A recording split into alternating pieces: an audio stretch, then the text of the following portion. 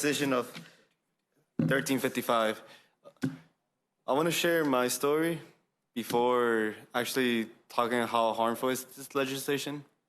I'm a first-generation American, born and raised in Miami. My parents, they immigrated from a country called Honduras, which is located in Central America.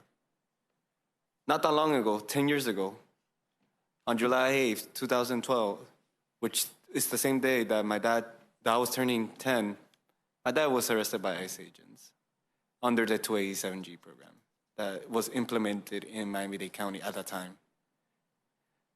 It has really brought some complications with me growing up as a child, understanding what is my role in society. As a first-generation American from immigrant parents who came here just for me to actually have an opportunity. 10 years later, I'm in the Honors College in Miami-Dade College, hoping to become a member of the Florida State Legislature or a member of the U.S. Congress. Looking at 287G, it really affects me and my family. I worry for my mom.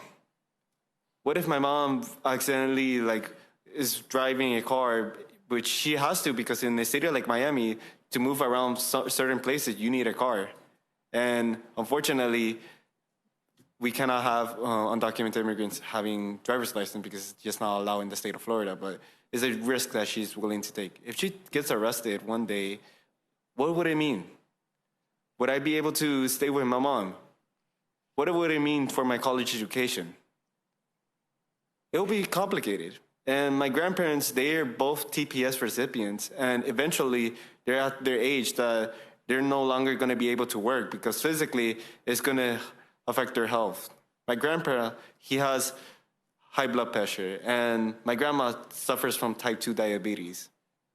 What would it mean for my future? What would it mean for the thousands of Floridians who are first generation born from undocumented parents in this state? I want you to take that in consideration. We're seeing right now how throughout the years, Florida has become a diverse state. We see that in communities in South Florida. A lot of people want to move to Florida because we're the free state. But how are we going to be free if we're not letting people to stay in the state? And especially those who wants to just simply be reunified with their family members, which I hope one day I could reunify with my father. But unfortunately, that will not be the case. And I want you to really think in consideration about this legislation and how harmful it's going to be to our communities. Because if this legislation does pass, people won't want to move to Florida. People won't want to move. They feel like their lives are being threatened just because of their status.